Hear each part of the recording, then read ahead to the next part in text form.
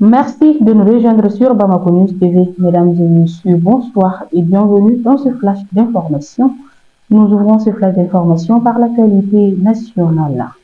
Les chefs d'état-major des armées des pays de l'Alliance des États du Sahel se sont réunis le mercredi 6 novembre 2024 à Bamako pour la finalisation du projet de plan d'action défense et sécurité. La rencontre a regroupé, en plus des chefs d'état-major généraux des armées, les experts, les chefs d'état-major et directeurs de service des trois pays pour la validation du projet. Elle a été présidée par le chef d'état-major général des armées du Mali, le général de division Oumar Diarra. Cette rencontre a permis de finaliser le plan d'action du projet défense et sécurité et d'avoir une feuille de route pour des actions communes pour l'armée en cours. Pour l'année en cours, cette réunion concrétise le renforcement de la coopération à travers la multiplication des rencontres dans le cadre des activités de la force conjointe de l'Alliance des États du Sahel.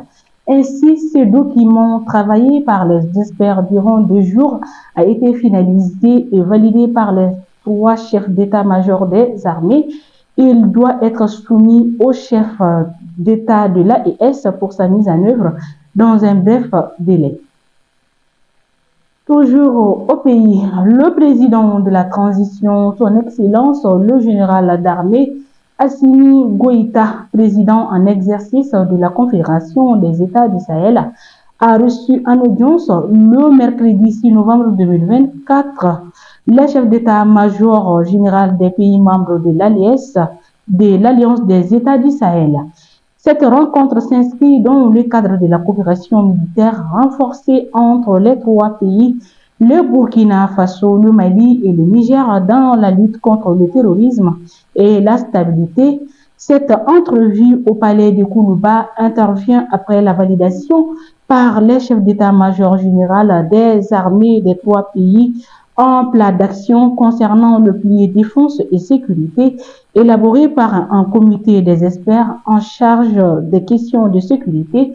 À l'issue de l'audience, le chef d'état-major général des armées du Niger, le général de brigade Moussa Saliou Dramou Barmou, a fait savoir qu'ils sont venus partager avec le président Goïta le plan d'action relatif au pilier défense et sécurité en vue de prendre des orientations pour sa mise en œuvre correcte sur le terrain. L'officier supérieur nigérian précise également que l'audience a été une occasion pour lui et ses homologues de parler des stratégies communes de sécurité, les opérations conjointes en cours ainsi que les enjeux et défis auxquels font face les 3 pays respectifs en matière de sécurité.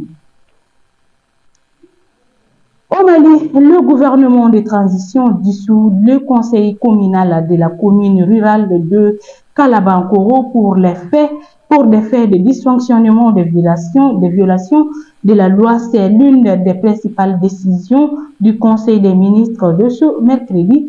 Après les conseils des communes de E4 et de la mairie du district de Bamako et bien d'autres conseils communaux de l'intérieur du pays, c'est au tour du conseil communal de Kalabankoro d'être dissous par le gouvernement de transition réuni en conseil des ministres ce mercredi au palais de Koulouba. Ce conseil communal de la commune rurale de Kalabankoro se caractérise depuis un certain temps par des dysfonctionnements et des violations de la loi. Selon l'exécutif, face à ces situations de fautes graves de gestion administrative, une demande d'explication a été adressée au conseil communal concerné.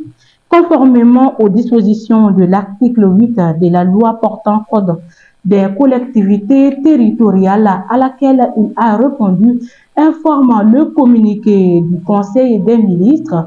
Toutefois, le gouvernement ne donne aucun détail sur la nature des dysfonctionnements et des violations de la loi par le conseil communal.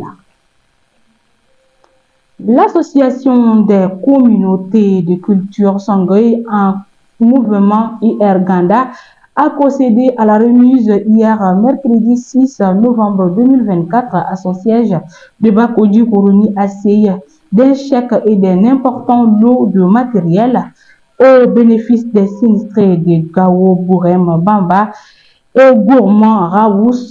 La cérémonie de remise a enregistré la présence du ministre de la Réconciliation, de la Paix et de la Cohésion nationale, le général de corps d'armée Ismaël Ouagé, de la ministre de la Santé et du Développement social, le colonel Assaba Diallo Touré, de la ministre de la Promotion de la Femme, de l'Enfant et de la Famille, Madame Koulibaly Mariam Maïga. La délégation ministérielle a été reçue par l'ancien ministre Ousmane Issoufi Maïga, président de l'association, entouré de plusieurs membres du bureau exécutif. Ces dons sont composés d'une enveloppe de 10 millions de francs CFA, de 10 litres d'une valeur de 4 millions de francs CFA, chacun de 2 cartons de médicaments d'une valeur de 1,5 million de francs CFA, de plusieurs lots d'habits, de couvertures, de moustiquaires, des chaussures pour enfants. Ces gestes interviennent suite aux 2 assemblées générales d'information et de collecte de dons de l'association IR Ganda tenues le 30 août et 14 septembre 2024. Le cœur meurtri des membres et militants de l'association, des parents et sympathisants de bonne volonté ont donné un écho favorable à notre cri de détresse, s'est réjoui le président de l'IR Ganda. Le ministre des Affaires étrangères et de la coopération internationale, son Excellence M. Abdoulaye Diop, a informé le Conseil des ministres de mercredi 6 novembre 2024 de la fin du processus de liquidation de l'aménagement à la suite du retrait de l'aménagement achevé le 31 décembre 2023, conformément à la résolution 2690-2023 du Conseil de sécurité des Nations Unies. La phase de liquidation de l'aménagement a commencé le 1er janvier 2024 sous la conduite de l'entité de liquidation basée à Bamako et désignée par les Nations Unies. La liquidation initialement prévue pour une période de 18 mois devrait prendre fin le 31 décembre 2024. Grâce aux efforts du gouvernement, cette phase prend fin le 15 novembre 2024 avec la rétrocession du camp de Bamako et le rapatriement de l'ensemble du personnel international civil des contingents 7 des équipements consacrant ainsi le retrait définitif de l'aménagement. Nous clôturons ce flash d'information par l'actualité internationale. Les autorités congolaises ont ouvert hier, mercredi 6 novembre 2024, à Kinshasa, les états généraux de la justice après des mois de tension entre le pouvoir judiciaire et le gouvernement sur l'administration de la justice et l'engorgement du milieu carcéral. Pourquoi la justice est-elle malade? Un thème dont les réponses doivent aboutir à des réponses. Des discussions similaires avaient eu lieu sous la présidence de Joseph Kabila en 2015, mais les résolutions n'avaient pas été appliquées.